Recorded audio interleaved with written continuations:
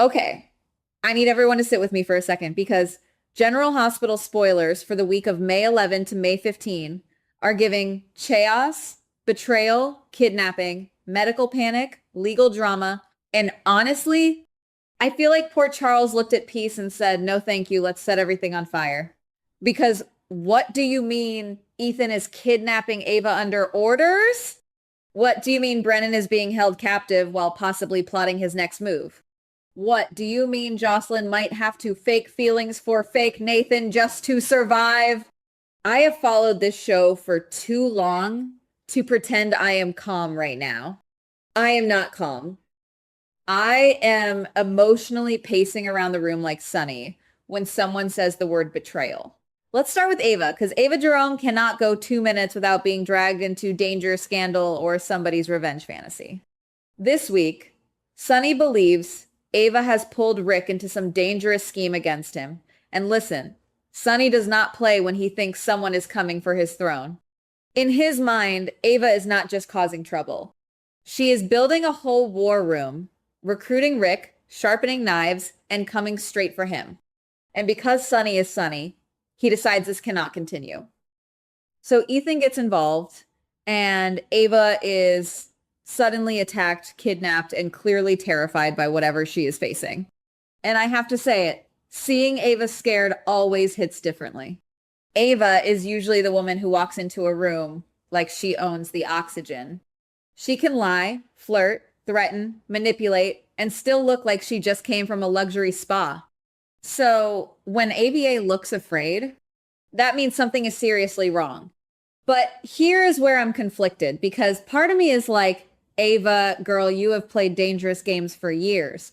But the other part of me is screaming, Sunny, is kidnapping really the answer?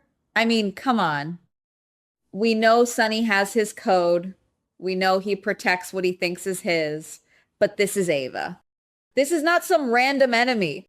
Their history is messy, toxic, complicated, and honestly exhausting in the most entertaining way possible. And Rick being pulled into this, that is gasoline on gasoline. Rick and Sunny already have enough emotional baggage to fill an entire storage warehouse. If Sunny thinks Ava and Rick are working against him, then we are not just getting a warning shot. We are getting a full emotional explosion. Now, speaking of captivity, Brennan is also facing a brutal situation, and I am living for how twisted this could get.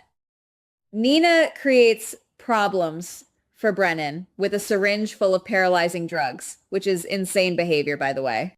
Like Nina really said, let me just medically disable this man real quick. Port Charles medicine is not medicine. It is a weaponized hobby. But here's the scary part. Brennan could wake up at any moment. And Brennan is not stupid. That man knows Valentine, Carly, and Nina have teamed up against him.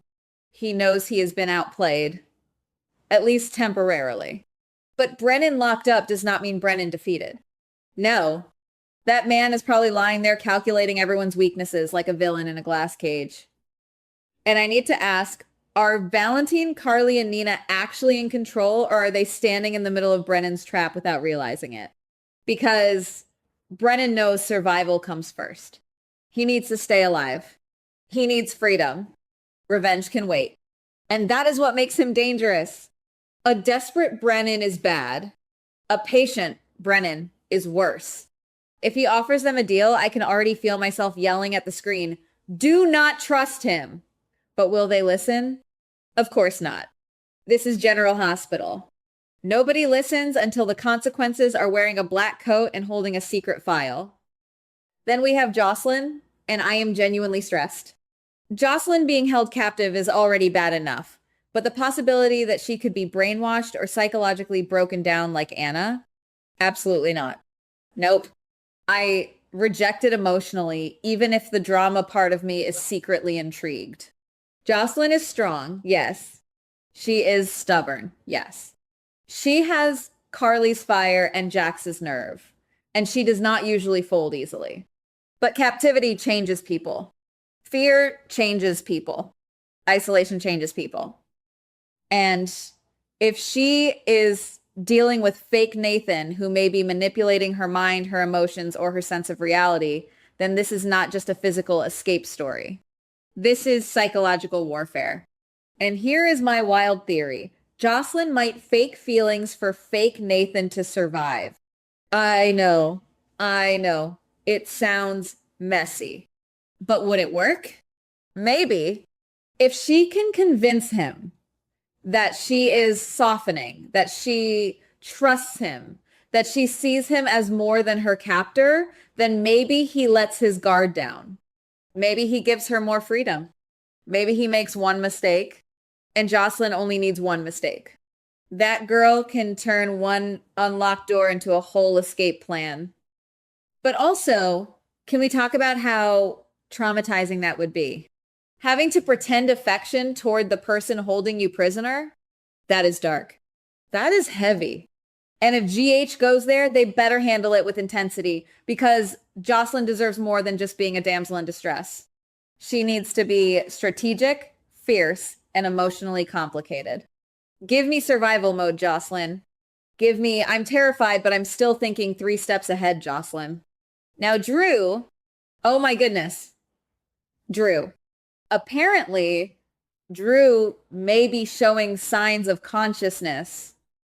A finger movement, maybe trying to lift his arm or legs after being stuck in that awful state. And I know Drew has been controversial, okay? I know people have feelings. I have feelings. But watching someone fight their own body is painful. There is something raw about that. If Drew starts waking up and realizes what has happened around him, he might immediately try to get out of that bed. And honestly, that is so Drew. The man could barely move and still be like, I need to leave. Sir, you need a doctor, not a getaway plan. But his escape attempt might fail if Nina comes back unexpectedly or if Willow returns home. And that is where things get spicy. Because Drew awake means secrets may not stay buried. People who were comfortable with him silent may suddenly be sweating through their blazers. If he regains movement, if he remembers something, if he starts putting pieces together, then everybody better brace themselves. Now let's talk Britt, Lulu, Dante, and Rocco. Because this storyline sounds like a family disaster waiting to burst open in public. Britt may have a conversation with someone, possibly Lulu, where Lulu tells her Dante knows about Rocco's crime. And if that is true, then Britt and Lulu might try to stop Dante from exposing the truth. And I get it. I do. Protecting Rocco is emotional.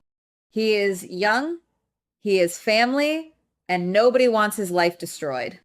But Dante is furious. And Dante, with a moral line crossed, is not easy to move. If Dante refuses to see them, I honestly cannot blame him. He is probably drowning in anger, betrayal, and confusion. But also, can we admit this is delicious drama? Lulu and Britt teaming up, Dante shutting them out, Rocco's secret hanging over everyone like a chandelier about to crash. This is the kind of soap tension that makes me pause the episode just to breathe. Then Curtis blaming Isaiah? I am already annoyed. Curtis may warn Isaiah that he can find evidence proving Isaiah caused the accident and ran. And Isaiah, understandably, starts panicking and looking for a defense lawyer. But I have to say, I think Isaiah is innocent. I really do. Something about this feels like a setup, or at least like Curtis is aiming his anger at the wrong person. Curtis is intense when he believes he is right. He can be loyal, protective, and sharp, but when he locks onto a target, whew, good luck. Isaiah better get Alexis on speed dial immediately, because Port Charles accusations move faster than actual facts. And speaking of Alexis, she has a conversation with a new client, maybe Isaiah. That would make sense if he needs defense. But maybe it is Joe, the new guy in town. And here is where my brain starts spinning like a soap opera conspiracy board. What if Joe wants to sue someone? What if he wants custody of the baby Chase and Brooklyn are adopting? Excuse me? If Joe is the baby's father, that changes everything. Chase and Brooklyn have already been through so much emotionally, and if they are finally opening their hearts to this child, only for Joe to appear and say, actually, I have rights, then I might throw a pillow, not at the TV. Near the TV, respectfully. Because adoption storylines can be beautiful, but they can also be brutal. And if Joe is coming in with a legal claim, then Alexis being involved makes perfect sense. But who is he really? Is he a grieving father? A manipulator? A man who just found out the truth? Or is he being used by someone else? This week feels like every storyline is about control. Sonny wants control over Ava. Brennan wants control even while trapped. Jocelyn is fighting for control of her own mind and freedom. Drew is trying to regain control of his body. Dante wants control over the truth. Isaiah wants control over his future. And Joe may be trying to control the fate of a child. And I am sorry, but that is soap opera gold. Ka AI Jungmin. I'm sorry. I mean, is anyone else completely overwhelmed? Because I feel betrayed, excited, nervous, and slightly unhinged all at once. This is the kind of week where every scene could flip the whole board. Ava's kidnapping could start a war. Brennan's captivity could become his comeback. Jocelyn's survival plan could either save her or destroy her emotionally. Drew waking up could expose secrets. And Joe? Joe might walk into Port Charles and blow up Chase and Brooklyn's happiness before it even fully begins. So yes, I am seated. I am stressed. I am yelling. And if General Hospital thinks I'm emotionally prepared for May 11 to May 15, they are deeply mistaken. Because this week is not just drama. It is chaos with a pulse. Goodbye. Please like, subscribe, and comment on the GH Spoilers Daily channel.